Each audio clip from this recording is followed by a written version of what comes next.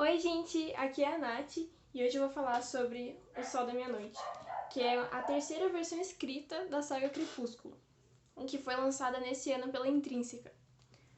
A primeira versão é Crepúsculo, que é aquela que a gente conhece, que é a história narrada pela Bella.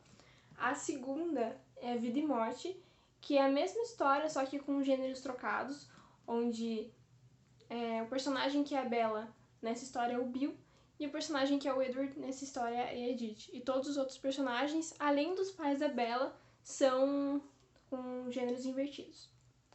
E essa história aqui é a versão do Crepúsculo no olhar do Edward.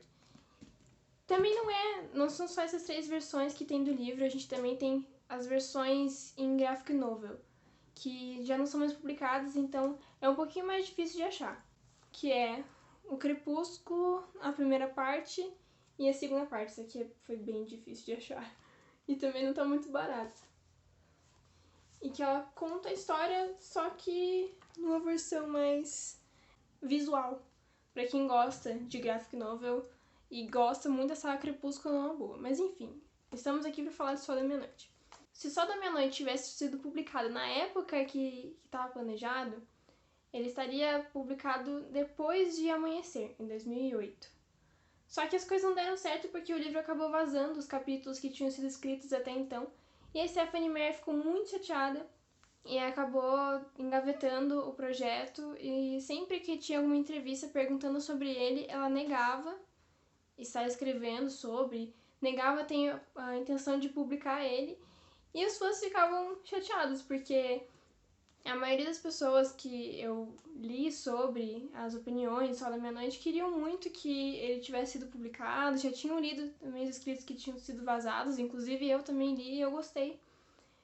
E era uma expectativa minha também. Além do fato de que ela não tinha prometido só, não tinha começado só esse projeto do Sol da Meia-Noite, também tinha dado a entender que ela ia escrever mais também sobre A Hospedeira, que foi outra série literária que ela tinha começado, mas até hoje só tem o primeiro livro. E os outros dois nunca mais se ouviu falar. A Stephenie Meyer, que tinha ficado muito tempo sumida, né, e depois também que Crepúsculo acabou não sendo mais tão falado por conta da franquia cinematográfica ter terminado, ela voltou quando Crepúsculo estava quase completando 10 anos de publicação. Numa entrevista que ela deu na Comic Con de Nova York, ela revelou que lançaria uma edição comemorativa de 10 anos. E muita gente, óbvio, ficou na expectativa de que fosse o Sol da Meia-Noite. Só que não, foi o Vida e Morte, que é essa edição comemorativa que eu mostrei aqui no começo do vídeo, que tem as duas versões. E ela, inclusive, escreveu uma carta, no que tá no começo do livro, que tá explicando por que não é o Sol da Meia-Noite. Tem um textinho aqui explicando isso. Mas eu sempre tive a expectativa de que ela fosse publicar O Sol da Meia-Noite, porque a mãe dela ficava enchendo o saco pra ela publicar. Aí é outro nível. Isso, a publicação do Vida e Morte, ele foi em 2018. Ela também publicou outro livro chamado A Química, mas ficou meio que no ar se O Sol da Meia-Noite ia ser publicado ou não. Até que ela colocou no site dela, nessa quarentena, em 2020, uma contagem regressiva e que no final dessa contagem teria alguma novidade. E obviamente, de novo, os fãs ficaram na expectativa de que fosse Sol da Meia-Noite. E foi dessa vez. Finalmente, depois de pouco mais de 10 anos de espera, esse livro finalmente saiu. Agora vamos falar dele, né, porque é pra isso que vocês vieram aqui. O Sol da Meia-Noite, ele não é muito diferente de Crepúsculo na questão histórica. Porque a maior parte da história, obviamente, se passa quando os dois estão juntos. Tem poucas cenas em que eles estão cada um na sua casa, fazendo suas coisas. Então, a maior parte da história é a mesma. Só que tem algumas diferenças de detalhes. Como a gente tá na visão do Edward, o Edward que consegue ler pensamentos, ele que também já tem um contato maior com os personagens que são mais relevantes para a série, a gente consegue ter um âmbito muito mais geral da situação e do contexto daquela época. Eu achei muito legal também os flashbacks, que tiveram vários momentos que foram importantes pro crescimento do Edward, pra formação da personalidade desse personagem.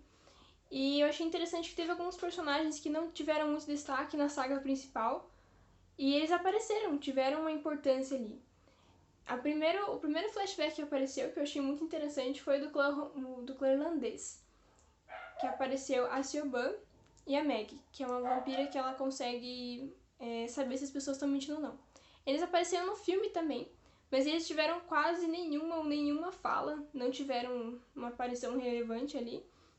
E eu achei legal esses personagens que estavam mais de canto terem aparecido um pouco mais nesse livro.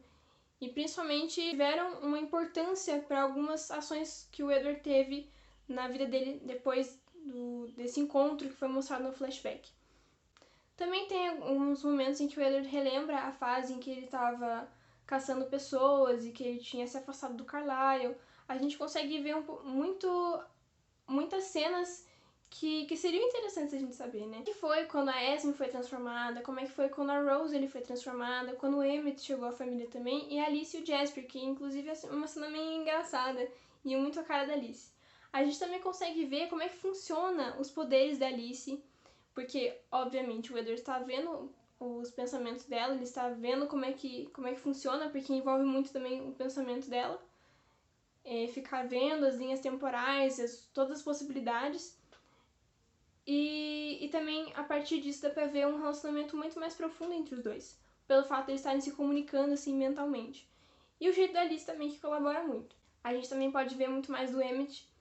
Acaba se destacando bastante, o relacionamento dele com o Edward também é muito gostoso de ver. Conversando sobre a Bella com ele é muito engraçado, porque o Edward é uma pessoa totalmente cheia de complexidade, pensamento e melancolia, enquanto o Emmett é uma pessoa totalmente prática. Então é legal ver como eles se contrastam bastante. Quem tinha começado a gostar da Rosalie nos últimos livros ou filmes acaba voltando a odiar ela de novo, porque a Rosalie tá naquela fase inicial dela, que é super egoísta, super preocupada com a aparência, e você entende um pouco melhor das motivações dela, a forma como ela pensa também. Quanto aos restos dos Cullen, que é o Jasper, a Esme e o Carlyle, teve algumas cenas que foram deles, que eles tiveram um certo destaque, mas eu acho que não foi tanto quanto os outros três que eu falei antes. Eu acho que poderia ter um pouco mais de destaque pra eles, mas tudo bem, não ter, tá ótimo, eu tô satisfeita com o que teve. Teve outra coisa que me chamou a atenção, foi que muita gente fala que a Bella parece ser muito sem sal e que ela parece que não tem personalidade, só que uma coisa legal nesse livro é que a gente dá pra ver muito melhor a personalidade dela, dá pra ver muito melhor as características dela, que é uma pessoa responsável, que ela é inteligente, que ela é altruísta, ela ajuda as pessoas sem que as pessoas saibam que ela tá ajudando. Teve algumas coisas que são meio polêmicas também. Começar mais de boa, que foi a questão do temperamento do Edward. Que assim, o Edward é um cara muito melancólico. Ele pensa demais, ele fica naquelas dúvidas, ele mergulha na tristeza dele. Isso é uma coisa que pode ser meio cansativa para algumas pessoas. Por isso que eu acho que esse livro é muito melhor para quem é fã mesmo, para quem gosta de Saga Crepúsculo, para quem tem um carinho ainda por ela. E mesmo assim, teve muitos fãs que acabaram não gostando muito, que acabaram achando cansativo pelo Edward ser assim. Eu, no começo da minha leitura, eu comparava muito, eu deixava aberto o Crepúsculo e o Sol da Meia-Noite e ficava vendo a visão da Bella naquela cena e a visão do Edward na mesma cena. E dava pra ver que, ao ver da Bella, a cena durava uma página e pouco, enquanto a do Edward durava 3, porque ele ficava pensando muito, porque ele ficava naquele mar de sofrimento, de tristeza. E isso é uma coisa que é muito complicada e muita gente pode acabar desistindo do livro por causa disso. E também teve outras coisas que foram meio polêmicas, o fato do Edward, por ser mais forte, assim, por conta dos poderes dele, por ter uma resistência física maior, ele acabar muitas vezes subestimando a Bella e ficar falando que ele poderia matá-la com facilidade, pensando na verdade, que ela não sabia o que estava fazendo porque ele era mais forte que ela, como se ele soubesse, ele tivesse que tomar decisões por ela. Então isso acaba sendo um pouquinho chato. E também a questão dele invadir a casa dela, né, que é uma coisa muito complicada. A Stephenie Meyer afirmou em alguma entrevista que eu não lembro, os vampiros seriam nesse mundo seriam como se fossem animais selvagens, e ele acabou achando ela intrigante, interessante, e ele, como um instinto selvagem, foi lá vê-la, enfim. Eu acho que não tinha muito como fugir das coisas que ela já tinha escrito há alguns anos atrás, Mas ainda assim é meio polêmico, é meio estranho, né? Um cara tá invadindo a casa de uma menina, vê ela dormir a noite inteira e achar isso legal, acho meio estranho. Eu não ia gostar muito se eu fosse a Bella. E outra coisa que dá pra citar é que no meio todos esses conflitos internos que ele tem, do primeiro de mato ou não mato ela, e depois de fico perto dela, me envolvo com ela ou vou embora e deixo ela viver a vida dela. Diante dos acontecimentos no final do livro, que é aquele confronto com os outros vampiros que aparecem, o jeito como o Edward fica, eu achei um bom cliffhanger pro Lua Nova.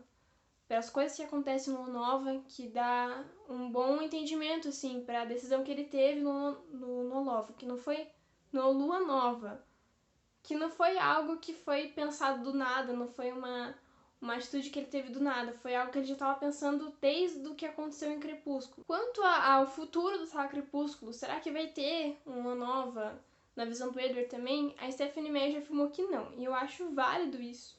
Porque no Lua Nova o Edward tá num estágio assim, de tristeza muito pior do que no Sol da Meia-Noite. Você teve muita gente que já ficou meio cansada porque o Edward ficava triste o tempo todo. Eu já não tinha gostado muito de ler Lua Nova na versão da Bella, quando eu tava lendo a saga. Imagina na versão do Edward também, que ele deveria, pelo temperamento dele, enfim, tá sofrendo e tá demonstrando assim o sofrimento, tá mergulhado nesse sofrimento de uma forma muito mais intensa. Então eu acho válido não ter o livro de Lua Nova. Eu vi muita gente que gostaria que tivesse, mas eu acho que melhor não, né? E quanto ao futuro da saga, a Stephanie Meyer em algumas entrevistas falou que não ia ter mais livros sobre a saga, que estava encerrada e que acabou. Mas teve outras coisas, como no lançamento Sol da Meia-Noite, que ela tinha dado a entender que ela ia lançar livros sobre a Renesmee e o Jacob, que ia ter alguns livros sobre alguns anos depois de Amanhecer, que ia ter um personagem naquele livro bônus, que é a breve segunda vida de Britannia. Eu não sei muito bem o que acreditar, porque ela também tinha falado que ia continuar o hospedeiro e até hoje não teve mais nada, e ela não falou mais nada a respeito.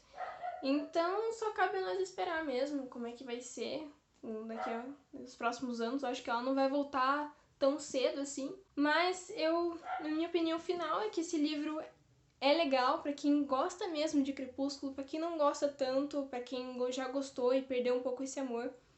Não vai se interessar tanto assim. Eu daria 4 estrelas pra ele, porque me fez reviver bastante aquela época em que eu amava de coração essa saga e me fez lembrar do carinho que eu tenho por ela ainda, porque foi a primeira saga que eu tive contato, então por isso ela tem um cantinho muito especial no meu coração. E é isso, gente. Espero que tenham gostado. Espero que quem leu também, se você for ler a partir dessa resenha, que você goste do mesmo jeito que eu. E é isso, gente. A gente se vê nos próximos vídeos. Falou!